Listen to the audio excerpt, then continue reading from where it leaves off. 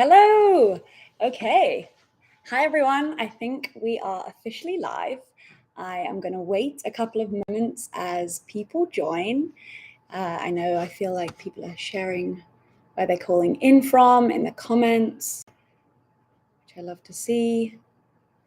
So everyone, thank you so much again for joining. I'm just going to wait until we're at sort of 1 or 2 minutes past to dive into the conversation to celebrate Go Gently today.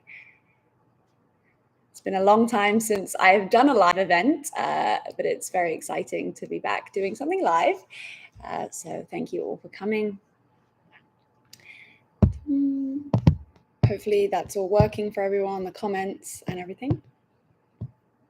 Okay, so I think we've got Brazil, we've got France, Spain, India, Iceland, Belgium, Bali, Uruguay, and many more, and through the US as well. See Georgia in the US.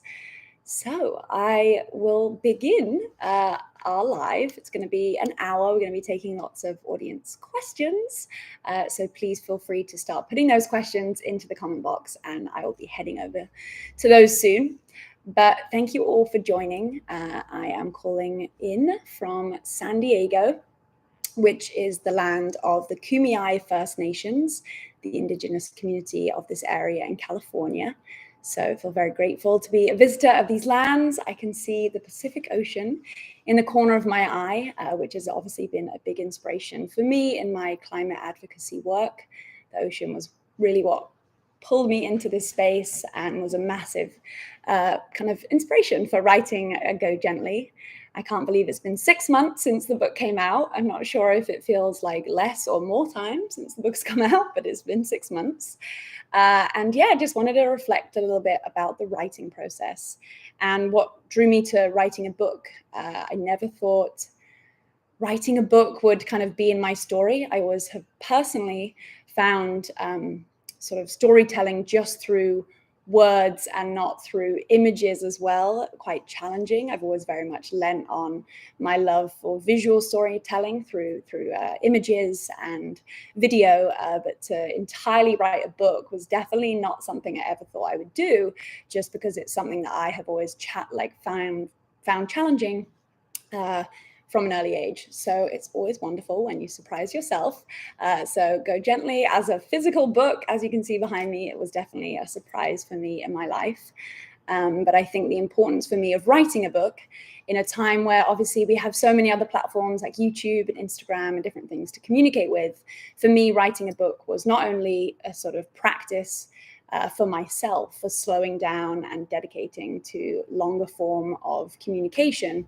But I think also that was my intention as you read it or maybe listen to it through an audiobook, was to really kind of carve time out of your day and really slow down and take in information and feel inspired to take action. So the book too is a physical object that we can sort of hold and feel. And that sort of reminds me of how we can tangibly physically hold and feel action when we put ourselves into action.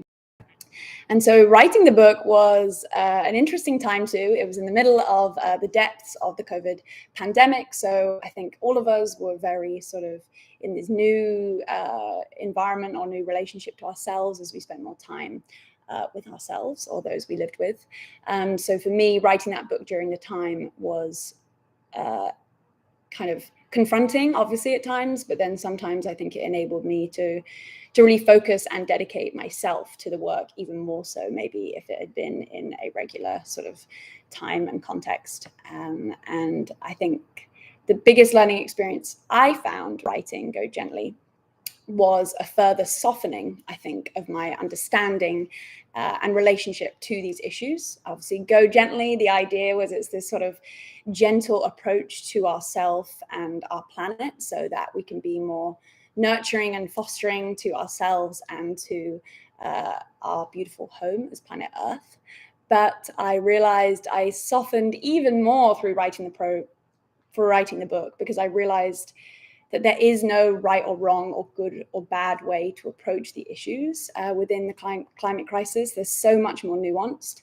And I really didn't want to write a book that was about prescribing certain things to do or feeling good or bad about things that you are already doing, but instead offer ideas and inspiration that you yourself could interpret and integrate into your life in a way that, you know, worked with your lifestyle, worked with the things you're interested in, and worked with the things that you have access to. So I really hope that as you've read Go Gently or interacted with the platform, you feel sort of encouraged and not disheartened to take action. And the book was really about celebrating imperfect and in-process action, and not getting too bogged down with feeling bad, but instead see the things that we can do and celebrate the things we can do. So that's a little bit about what I learned during writing and my sort of intention behind writing Go Gently. I had a wonderful book tour meeting, I'm sure some of you, at some of the book events, which I really enjoyed. I think, again, after a time of not really having much in-person events, from being at home a lot of the time, it was a real beautiful and fun experience to see people in person and to actually see, there's frijoles behind, little dog, and see my book in person, in the flesh, in bookstores, was something that was quite an out-of-body experience. And even still now, I'm so surprised when I actually get to see it. So yeah, so I had the book tour, and then since the publication over these last couple of months, I have been having such an amazing and fun time creating content through the YouTube episodes I've been creating. Maybe if you're here on YouTube, maybe you've been watching some of those episodes already, but if you haven't, the Go Gently YouTube account, I've been creating, you know, different sort of hands-on videos that sort of bring to life some of the concepts that I explore in Go Gently, some of my kind of day-to-day life routines and how I integrate these kind of concepts into my life. And then also some videos that are more like out in the field and meeting up with other people and exploring the things that they're doing. The next episode I actually filmed last weekend. I went up to Portland to visit an organic biodynamic winery, and I do like wine, so I decided I'd make a video exploring kind of the farming practices and how this one winery that I really love really practice excellent organic and biodynamic farming practices. So that will be the next episode coming out next month, and other things I'll be doing, obviously the different content we'll be creating on Instagram. And also today, the Earthling hats came out. This is the new edition to celebrate the 6 months. And for those who may be interested in purchasing one, for those who are watching, I have made a discount code live for those coming to this event as a thank you. And it is capital Party 10. We'll write it into the comments that you can use for a 10% discount that is happening until tomorrow at midnight. So we'll put that in the comments. And yeah, so I feel like I've been talking very, very fast.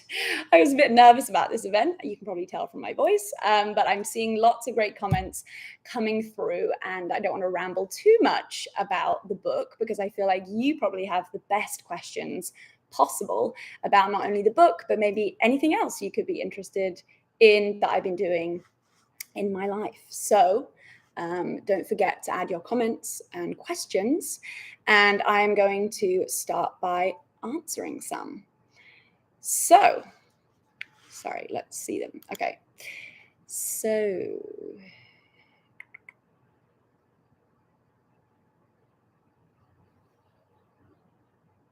so first question is from Amanda Ruffini, and the question is, you touched on this in your podcast with Ivana Lynch. Do you think growing up on the set of Harry Potter had an influence on your activism? Great question. I'm sure it did. It had to, absolutely. I think it's obviously given me the privilege of having a platform like this that I feel very honored to have, and I feel like all of us do. And I think it's not something that feels a kind of should do or force, but it's just a natural instinct of mine to want to share things that I am passionate about, advocating for climate justice. I think the influence and the biggest influence that Harry Potter and the experience of that had on my life was just the art of storytelling. Not only was I obviously just acting in the films of Harry Potter, but I also had 10 years of exposure to, you know, some of the greatest filmmakers in British filmmaking at the time. So I learned so much about how a film can't be made by one individual, but it's instead made by a whole team of people. And I feel like that's the same when it comes to kind of making and creating change in the government or in policy or in community. It really doesn't take one person. It takes a whole community of people to create change. And so I think that kind of leaning into that kind of team playing was definitely something that I loved doing, being part of Harry Potter. I feel like it wouldn't have been the same experience if it wasn't for the others that I shared it with, including people like Ivana. So I think it definitely just made me love working and collaborating with other people to get to an even greater sort of goal. So next question. So this is from Heavy Metal. Do you have any tips for writing a book? That is a great question. Well, obviously, don't be deterred if you think that you can't write a book, because I definitely thought I couldn't write a book, and there is a book.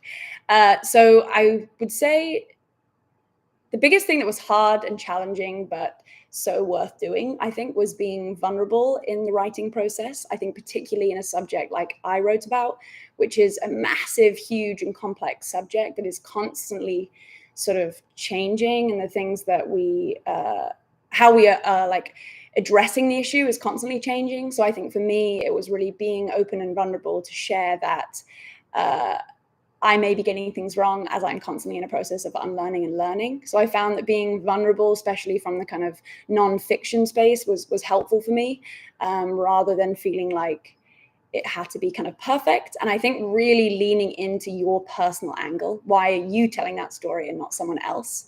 And that's what really the book is about. It's me and my experience telling the story rather than necessarily a general perspective. So I hope you feel inspired to write. It is a fun, rewarding, and sometimes scary process, but it's fun. Another question. Lewis, who are some of your favorite activists we can research and follow? So there are some great people that I highlight in the book, some wonderful people who are doing great things in this space. I have a book right here.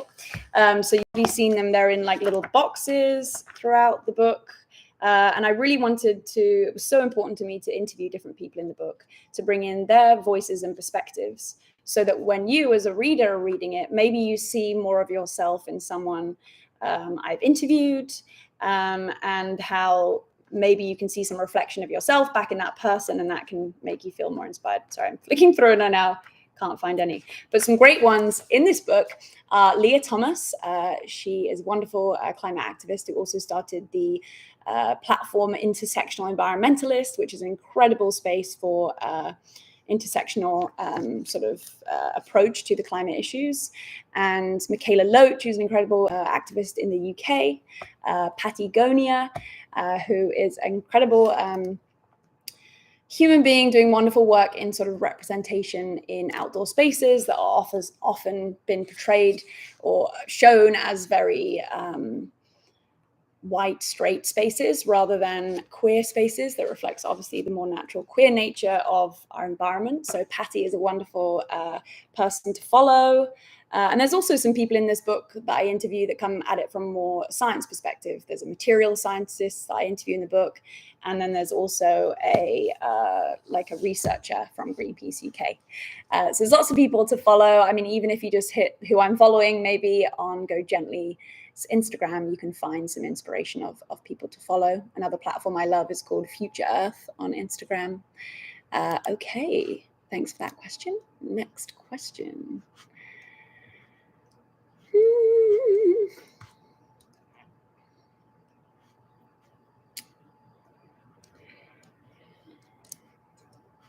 So this is a good question. Okay, Super Montagna, hope I said that right. How do you deal with the feelings of helplessness when you see big things that are having a negative impact on the environment that you can't prevent? So yes, a big reality to our day-to-day life is feeling very overwhelmed and helpless when so many issues can feel just beyond our comprehension and beyond a scale that we can have anything to do with. That is really a big reason why I wrote this book, to kind of bring down these larger ideas into a context that I can understand. You know, there are some things that are purposefully working against us as human beings to make a better choice around, whether that's political things, whether that's kind of consumerism and large companies. I feel like for me, when I am in those moments of being overwhelmed, I try and just think about one thing I'm doing that day, or one thing maybe I'm not doing that day, and see how I could integrate it into my life. So for instance, if I'm reading things that are about kind of, I could sort of suddenly have a nightmare or dream and imagine just how much single-use plastics, let's say, there are in the ocean. So either I can begin to decide, I'm going to set myself a small little goal today, and I'm not going to use any single-use plastics, or I'm only going to limit it to so many. Or when I walk down the street on the way somewhere, I'm going to try, if I see any trash, to pick that up. So I can kind of physically interact with the issue. Or it could be about, I want to take my action further, and I want to join a community group or a charity or organization to take my action out into a wider space. I feel like joining communities, joining people, larger groups, doing things around these issues is probably one of the best ways I have found to feel less helpless. So this could just be Googling your local town environment meetup group, or if it's something really specific you're interested in, like renewable energy, meetup group in this area, or sort of, queer group in local town looking at the environment or studying the environment, whatever that could be, whether it's something that you want to find because it expresses your identity or feel that you're going to feel safe in that environment of that community, or whether it's a community focused on a certain group. I find it's a wonderful way to just feel less alone. I recently was in New York for Climate Week, and I went to a climate march, like a strike, a rally, and then a couple of other community events. And I just felt so kind of reinvigorated by being around people who also were passionate about this issue. And that doesn't mean to say all we spoke about all the time was this issue. Sometimes it was just laughing and joking and being human beings. But just by being around other people after quite a few weeks of being quite solitary, it was such a wonderful way for me to just kind of step back, I think, from this tight grip we can sometimes have on issues when they feel so out of our control, and just kind of releasing that control, and stepping back and learning from other people, maybe how they're struggling with things, how they're addressing things. I hope that answered your question. Sorry, that's quite a long answer. But yeah, when I feel helpless, the power of community and coming together with other people is the number one way I feel like I can step out of that sort of hopelessness and feel more hopeful. And you know what? Sometimes you do have a bad day and you do feel not great and crappy about the situation of the world or how people are treating other people. And sometimes you just have to go and lean into those feelings. And sometimes you have a bad day, but you hope and feel that things can be temporary, emotions can be temporary, and they'll pass. And then you feel invigorated again to take action. So thanks for that question. Okay.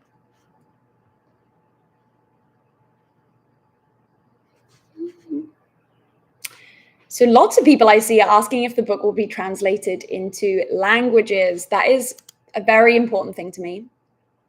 Unfortunately, things like translating books into languages can take some time. I think as the book kind of has some time to be out in the world and be supported by others, that will enable the book to get some more traction in probably other countries. I've definitely been pushing my publishers and my book agent to try and get the book published to different languages. I really, really hope it can be one day, as I really would love for it to be read by as many people as possible. So I just want you to know that I am trying my hardest. I think things take a little bit of a time. So maybe I hope one day they are. And for those maybe who find listening to English easier than reading English, there is also the audiobook of Go Gently that I read. So if maybe that's easier, or maybe easier for you to access, you don't have to get the physical copy shipped to wherever you live. Perhaps the audiobook is a good way to communicate with the book. So watch this space in terms of languages. I hope something more can come. Okay. Julia Davison asks, are you planning to release or write a new book soon? That is a good question. So I've been working on another book, which is actually not in the Go Gently world, although I hope in the future that I do write a follow-up to Go Gently, maybe around a more specific theme within the umbrella of Go Gently, and making it maybe a bit more specific to one issue or one thing that I care about, or maybe one specific angle of the home. I don't know if you know this, but Go Gently actually first started for me personally as an idea for like a cooking book only. It was going to be like a small zine cooking book because for me, cooking and being in the kitchen is my most favorite place to be, and was really where I first started addressing some of these issues. So it was actually first going to be a cooking book, and then it developed into obviously looking at the whole home. However, I know that people have been enjoying the recipes, especially the ones I've been sharing on YouTube. So I could maybe make one that was more specific to just recipes. Who knows? But I definitely would love to do another Go Gently. And then I've also been kind of leaning more into the fictional world. Obviously, I come from more fictional space from both an acting standpoint and from my kind of own independent writing and directing projects. So I'm working on a couple of writing projects that are for film and also for a book, but a fiction book, not nonfiction. But I'm sure all those projects will take a while to come into fruition and development. But it's been really lovely in the last like month or two, feeling really re-inspired to get back into writing again. I think I needed a bit of time off after the book came out. So, but now I'm definitely feeling inspired to get back there. Okay. Next question. Okay. Paulie B, what do you think your character Ginny would be up to nowadays? Well, you know what? I feel like the Weasley family are very Go Gently. They feel like they represent the ultimate Go Gently sort of lifestyle, in this idea that they are always making things. Mrs. Weasley is knitting their jumpers. They're getting hand-me-down Hogwarts robes, and getting, they're just a very mindful, humble family. So I feel like maybe Ginny, if her Quidditch career didn't work out, maybe she would be someone I see being quite involved within the climate crisis issue. But I do always wonder, if we had magic, how would we use magic to sort of find our way out of some of these issues? I hope and wish the magic could help us.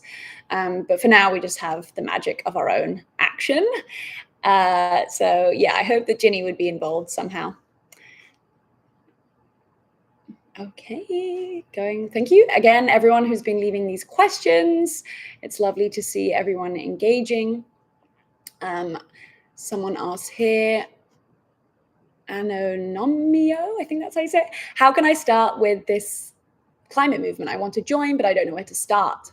Great question. So I suggest this idea in the book, which is we often are more inspired to commit to action or change when it intersects with something that we already find joy in. We probably are not going to commit to something. I mean, think any shifting habit, you're going to be more interested to change something if it kind of has a bit of a lure in your own personal sense. So as I mentioned, I really started in the kitchen looking at different ways that I could make more informed choices in the way that I was buying food, the way I was consuming food. And I started there just because, as I said, I love cooking.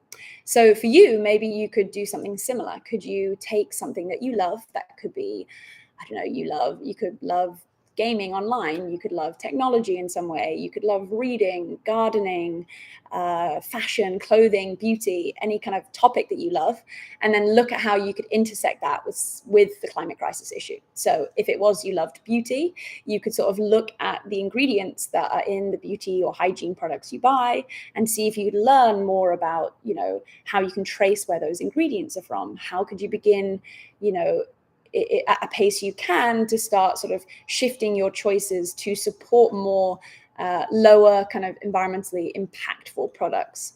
And I think when you already love a subject and find joy in it, you may be able to sort of look into it.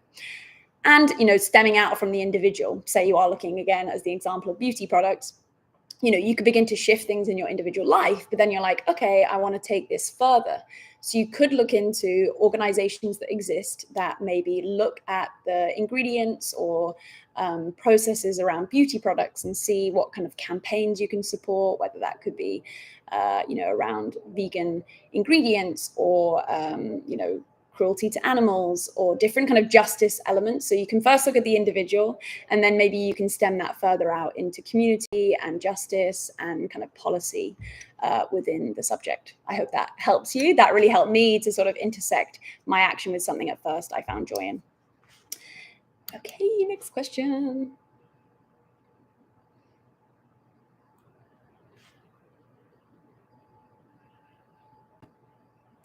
Julie Arangio says, what role do you think young people have in the environmental issues? A massive, massive, massive role.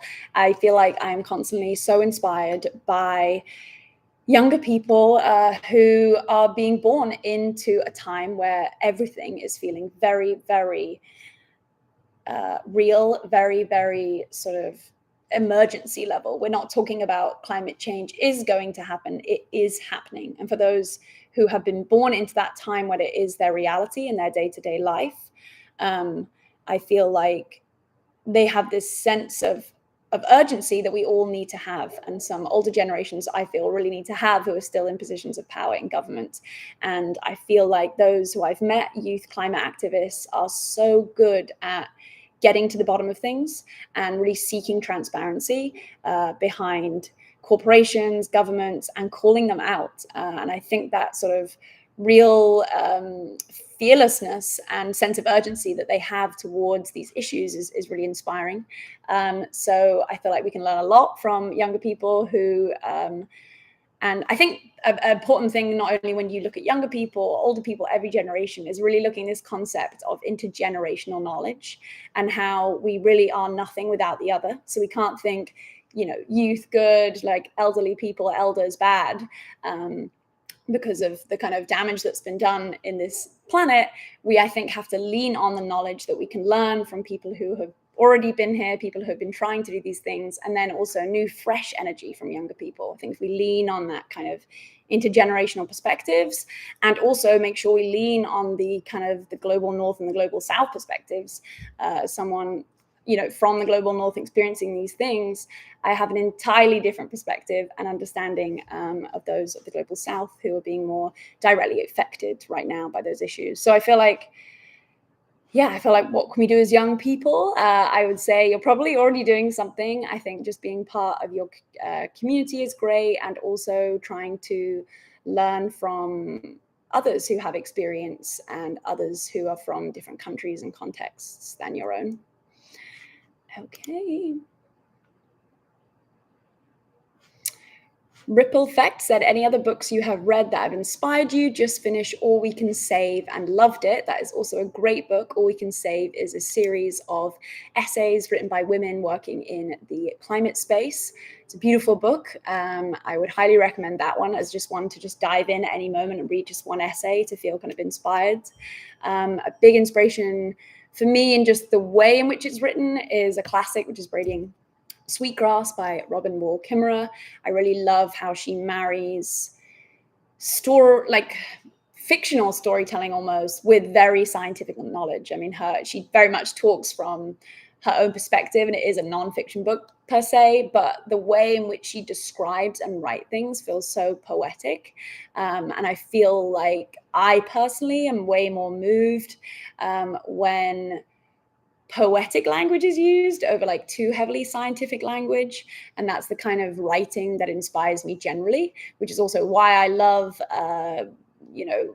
even just storybooks and films as a way to still inspire my work in this space, because they can take you on a whole journey and make you feel like anything is possible. Like I like that idea, say you go and watch a sci-fi movie, you're presented this whole new concept, and 10 minutes into the film, you're like believing this new world that has been built. And sometimes when we suggest things in the climate space, it can feel as radical sometimes as the type of things that can be suggested in a science fiction novel. I don't know if you've ever heard the term radical imagination. I love that term, this idea that we have to radically imagine a new world that we're often told so much of the time is not possible, like a world that, puts people and the planet at an equal footing rather than, profit above people and the planet, and just imagining those kind of radical futures and ideas is a kind of attitude I like to adopt wherever I can. Some days it can feel impossible, but this idea of radical imagination, I love, and feel that it's a great way to show that sometimes when we do have doubt about what's possible in change, it's often interesting to see too what doubt is your own doubt, and what doubt is maybe just put upon you by the reality of the world and government and different things. And I think it's a really interesting kind of introspective moment to look at your own radical imagination and how much you can truly imagine and believe the better world that you're maybe taking action for. Sorry if that was a bit of a ramble, but I hope you feel radical in your action and imagination. And I'm going to go back to the comment board. Okay. I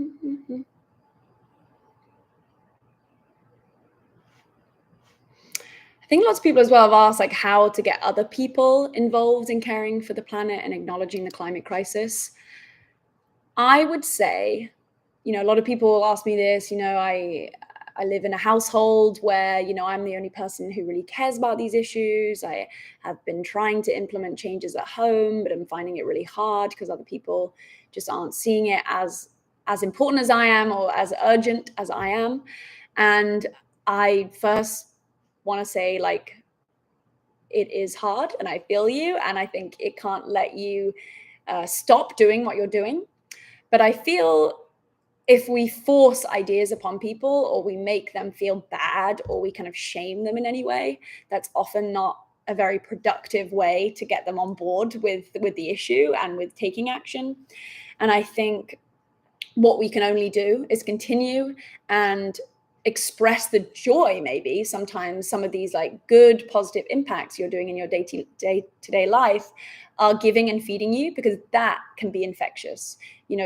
People seeing in you that you feel part of something, which could be the climate movement, which could be a community group you go join, which could be a book you're reading that you feel energized and a part of the positivity within change. I think that is how you can make an impact on other people, because that is infectious, that type of energy. And we can just lead by positive example that is not forced or put upon, because we can never assume that maybe someone isn't worried about these issues, but they haven't quite figured out their way into the issue yet. Or maybe they are doing things, but they're just not seen in the public space. Maybe they are taking action, but we just haven't talked to us about it. So I think you can be gentle with the way that you open the dialogue, but I do find that if you just continue as you are, they will come to it in their own time. I wouldn't say like be deterred to not talk about it. Like, don't feel ashamed about the great things you're doing. Don't hide away from the positive things you're doing. Kind of show them, express them to the world. There's that great idea of social proof. Sometimes we may do something in an environment, say, for instance, an example of social proof is like I could go into a coffee shop with my reusable cup. I reuse my reusable cup, and the person behind me maybe forgot their cup today, and they think, oh, they see me using mine. Oh, I'm going to remember to bring my cup tomorrow. And they do remember to bring their cup tomorrow. I'm never going to see that kind of ripple out of that change. But there's this idea that if we see concepts exercised in social environments, we are more likely to continue doing it. So never shy away from the great things that you're maybe implementing in your day-to-day life.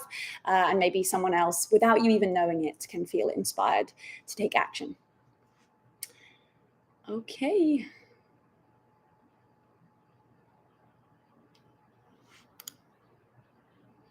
Okay, question from Sam. What first inspired you to get into climate activism? Do you face any criticism from friends and family? Okay, that's a good question. So what first inspired me? Well, I made a little note to my respect to the ocean and water. I've always really loved coastal environments. I obviously grew up in the city of London, but I spent a lot of my childhood and time on the south coast of England. And just in my lifetime began to see this environment that I loved and found so much joy in begin to shift and change, whether that was the erosion of this beach itself, and needing to have kind of human sort of infrastructure put into this beach so that it wouldn't kind of blow away or drift away or erode away. So just seeing how this coastal environment was changing, seeing maybe how much more waste was ending up on the beaches, and how this was just changing in my own lifetime. And I began to be really interested and curious why this was happening, what was kind of our fault as human beings, and maybe what was also the fault of our governments or like waste management systems or different things. So I became very curious as to understanding coastal environments. And that was the first thing that kind of pulled me in, as I loved spending time in them.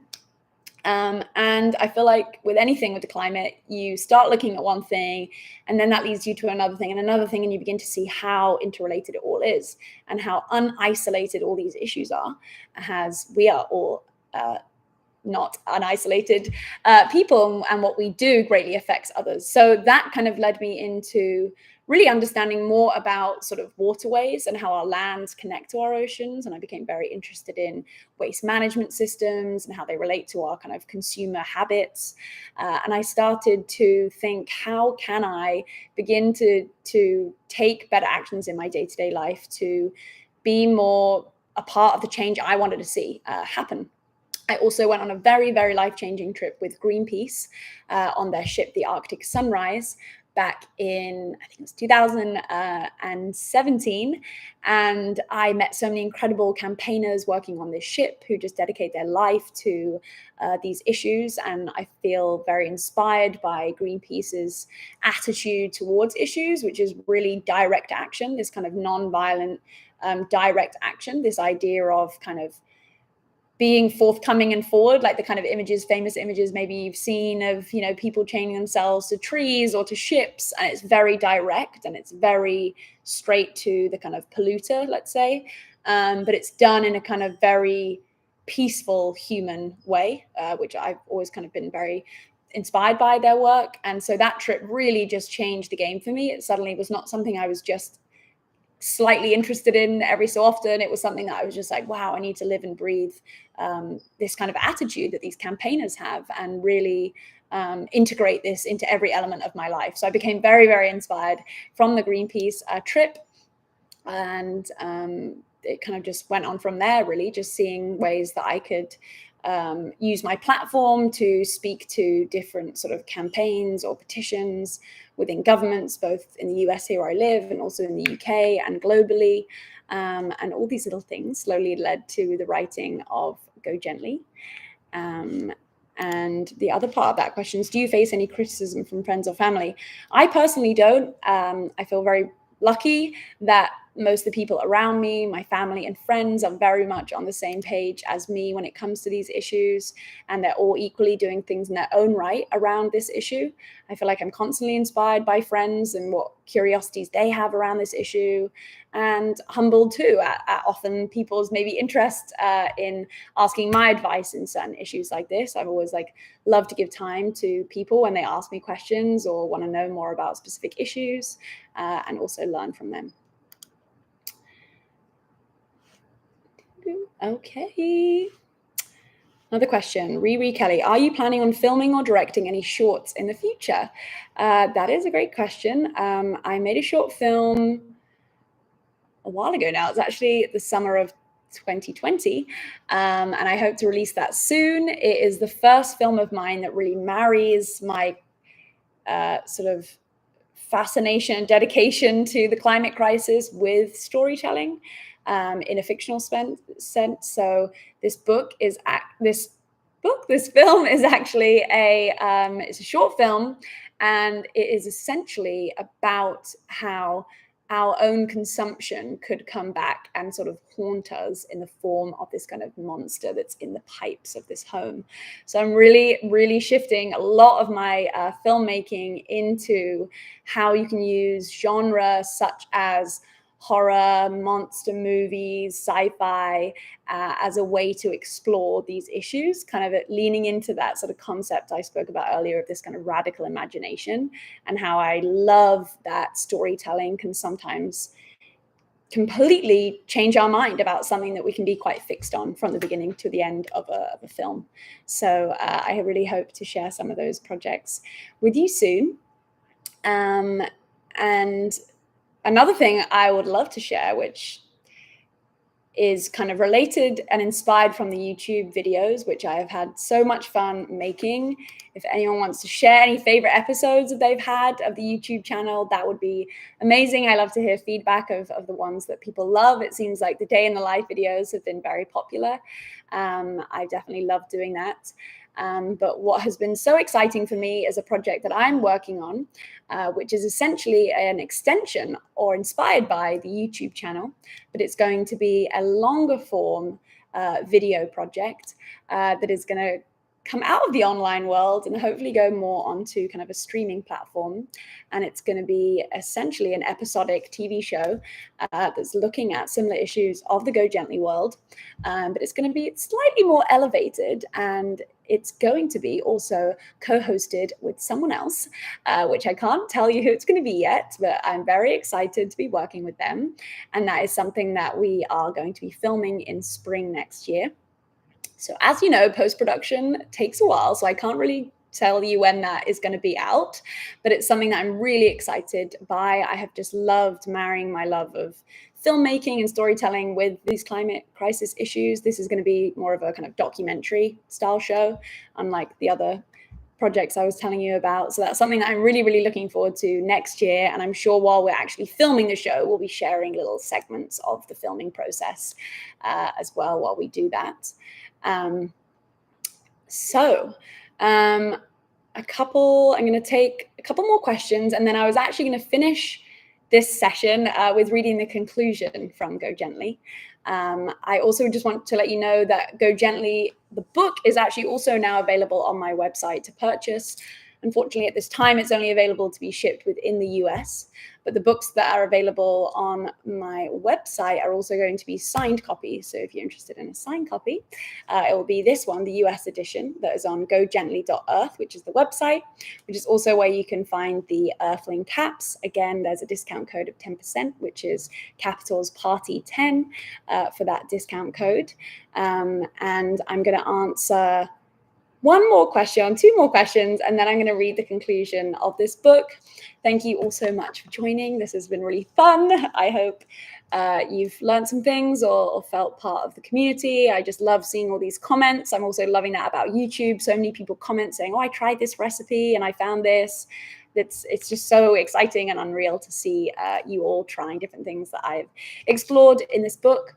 So thank you again for engaging in all the platforms. I have just really enjoyed it, and I will continue to do so. So I will not be stopping with any content creation. Don't you worry. Okay, any last questions? Wow, the comments are so many. I'm trying to get through them.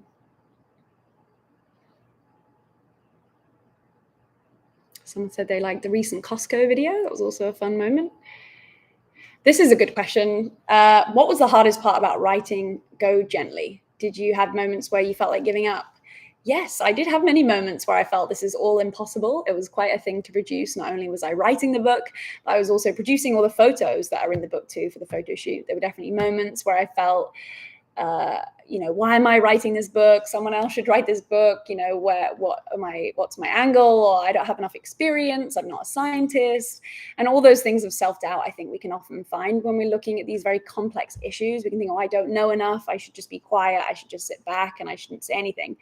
But I really had to push through those moments. It was really important for me to kind of remind myself, as I said earlier, to write this book from my personal perspective. The idea for the book was, these are the things that I have been doing, and maybe you will feel inspired to do them. I didn't want to prescribe it. I didn't want to sort of say that this had to be the way. So I hope that you feel that in the book. But those are the real hard moments for me, to get past those moments of self-doubt and to sort of just practice vulnerability.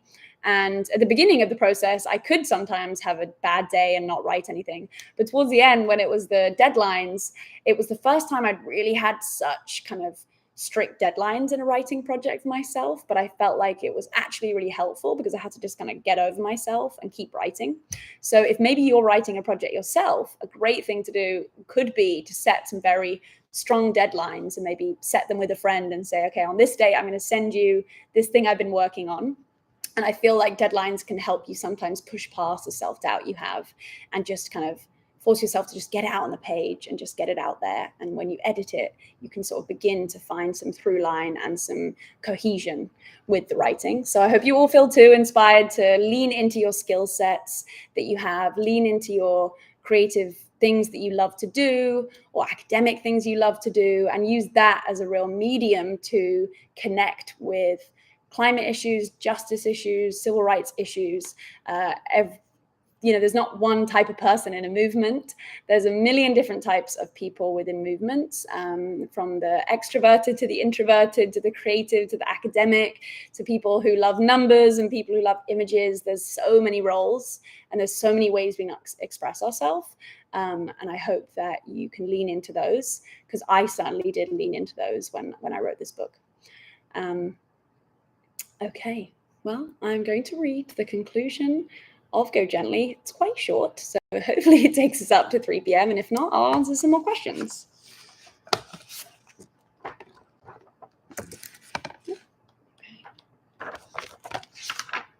Okay, this is the final page of the book.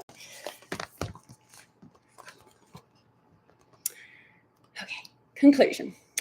Finally, this book is just the beginning, not the end. I wrote this book from my own experience of becoming involved in the climate movement. I was called to share with you the intimate and individual actions I was taking quietly at home in order to have a more tangible relationship to the climate crisis. This journey has led me down many paths. Some have split into two, some have been dead ends, and some I have turned around on. During the process of writing this book, the most important thing I have learned is that our work does not end with our individual actions. It only begins here. Like you, I'm still at the beginning. I have a lifetime of commitment to this movement and so much more to learn and do. I hope this book builds a foundation and gives you the tools to take on bigger challenges that exist outside the home and the self. The Earth, and that includes the human species, needs us to show up with the collective in mind. We are no longer about systems that only serve the 1%. We are about a fair and just system that gives everyone a seat at the growing table. We are co-conspirators in designing the future we want. I think one of the greatest gifts of the human species is our ability to imagine.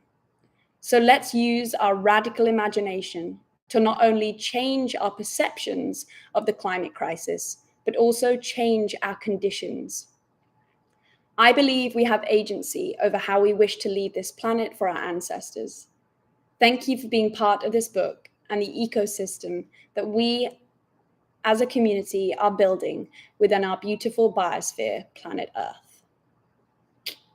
So that is the conclusion. I know there's a couple more minutes, so I would love to open it up to maybe a couple more questions.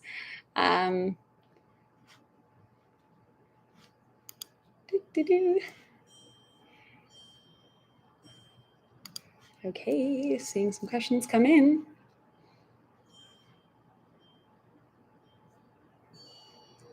Someone says, I'm confused about the two different covers. That is a great question. So there are two different covers. I know it's confusing. I was confused at first. So this cover is the US and Canada cover, so North America cover. And then the book behind me is the book that is the UK, New Zealand, and Australia cover. It's just a thing that people create different covers, I think reflective maybe of who the publisher thinks the market is, like what people are more kind of drawn to as images. This picture is in my old house. I don't live there anymore, but the house I used to live in, that the book is, all the pages, all the things in the book are in this one house. That is also in that house, but that is inside, and this is in the garden. So yeah, there's just two covers to make it fun and exciting, I guess. I do quite like having two covers, but the content is pretty much the same. Some things have been changed to make more sense as it relates to policy, maybe within the UK, or examples within consumer choices you have within the UK and New Zealand over choices that you have in the US. So it's, yeah, slightly kind of different. Someone said, Labia Bijum said, what is your favorite part of the book? That is a good question. I think honestly, my favorite part, one of the favorite parts, is the interviews I have in the book. I think they really nicely break up the book and bring in different voices to the story. And I also love the illustrations. I had an amazing time working with an illustrator called Michael Haddad. And he just did some things, great things with illustrations, and some things that you just sometimes can't explain in words. So I'm going to find some of those. There's this one, which is a kind of habit tracker, which is kind of having different habits in your day and kind of seeing where in the week that you were able to achieve these new habits. And they bring some really beautiful color, I feel, into the book. I think especially at the beginning of the book, there's some great ones like this, very complex, big one. This is an incredible breakdown of the waste management system. So you're looking at the sort of recycling stream, the sort of waste landfill stream, and then sort of organic stream and like waste that can come out of your garden. So just trying to show basically what happens and where that goes was something that would be probably pretty boring to describe in a big paragraph, but he really brought to life some of these quite complex things. This one is a great one, looking at our food supply chain and how we can shorten our food supply chain. This is kind of the longest supply chain you could have by having something shipped from another country and the kind of things that it could go through to get to you, all the way down to real short food supply chain that could be growing your own food. So I feel like these illustrations throughout the book are a really wonderful way to bring some just different visual storytelling. And I also just love, there's so many amazing people I collaborated on with making this book. It wouldn't look this beautiful without my photographer, Casey Tamita, who photographed all the photography. Had Kim Fikaro, who did all the staging of the props. I had Amani Ahmad, who did all the food styling. I also had Courtney Beckett, who was the camera assistant, Amber Dreeden, who did all the makeup and hair. And I hope I mentioned everyone, many other people, and also Chloe, who's helped make this book and also stay on my team as Go Gently and really helped me make sure I can get all these content out there. So thank you all so much for joining this live stream. I really hope that you've learned a little bit more about my writing process, everything that has been involved in this, and just I want you to know that Go Gently is an evolving and continuing thing. I will be continuing to make YouTube videos, continuing to make things on Instagram and all things alike. It's definitely something that brings me so much joy. Even in a very overwhelming topic, I find it a very practical, resourceful, and hopeful space. Go Gently, and I hope you do too. And if you haven't yet tuned into some of our YouTube episodes, please head over to some of our videos, and I hope you feel inspired by those. As I said, there'll be another episode next month. And I'm sure, as I love festive time, there'll be some type of festive type of video that I'll be doing for the month of December. I hope you enjoyed this live stream. Maybe we can do others in the future. I've always wanted to do some lives that maybe have some more like demonstration stuff of some recipes that are in the book. So if that sounds like fun to you, maybe I could do some other lives in the future. I hope I haven't spoken too fast or been too rambly. It has been lovely to be here. And wherever you are in the world, maybe you're starting your day or you're ending your day, I hope you go gently for the rest of your evening or daytime. And again, if you want to learn more about us, go to gogently.earth, which is the website, or gogently.earth, the handle for the Instagram as well. So again, thank you so much. I appreciate you all so much. It means the world to me and to those who have connected with this channel and bought my book. And if you haven't already, I hope this conversation has inspired you to own your own copy of Go Gently, or maybe even find it in your local library or listen to the audiobook. Or maybe as gift season is coming up, maybe someone you know could love this book too as a gift during the holidays. So again, thank you so much, and appreciate you all, my fellow Earthlings, and have a wonderful rest of your day and evening. Bye.